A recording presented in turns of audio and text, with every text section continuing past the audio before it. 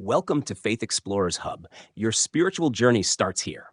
Curious about faith, spirituality, and personal growth? You're in the right place. Join us as we dive into thought-provoking discussions, explore ancient teachings, and embrace the diversity of human experience. Get ready to embark on an enriching journey of discovery with Faith Explorers Hub. Let's explore the wonders of faith together. Unveiling the mystery. Did Jesus descend to hell to spread the gospel to the dead? In the realm of theological discourse, few topics ignite as much curiosity and debate as the question of whether Jesus descended into hell to preach to the souls of the deceased. This enigmatic concept, often derived from the interpretation of 1 Peter 3:19-22, has been the subject of intense scrutiny, contemplation, and speculation throughout the centuries. In this article, we embark on a journey to unravel the complexities surrounding this intriguing notion and explore its implications within the broader scope of Christian doctrine. Unpacking the Scriptures, 1 Peter 3:19-22. The focal point of this discourse lies in the passage from 1 Peter, where the apostle writes, "By which also he went and preached unto the spirits in prison, which sometime were disobedient when once the long suffering of God waited in the days of Noah, while the ark was a preparing, wherein few, that is, 8 souls, were saved by water." At first glance, these verses appear cryptic, leaving ample room for interpretation. The notion of Jesus venturing into the depths of hell to proclaim the gospel to those imprisoned spirits raises profound theological questions regarding the nature of Christ's redemptive work and the extent of his salvific mission. Interpretative perspectives.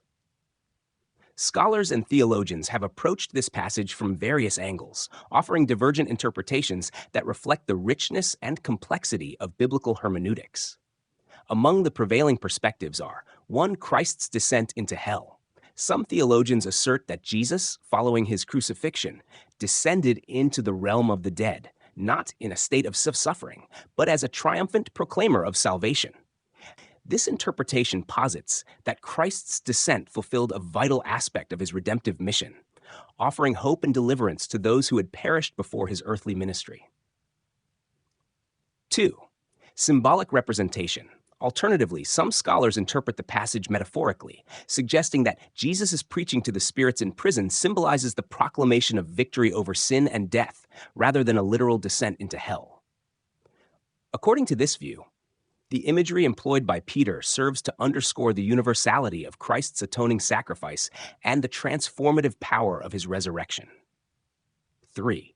Preaching to the disobedient spirits. Another perspective posits that Jesus' preaching was directed specifically to the spirits of the disobedient individuals who perished in the days of Noah. This interpretation emphasizes the continuity between the Old and New Testaments, highlighting the redemptive significance of Christ's salvific message for both the living and the dead. Theological implications.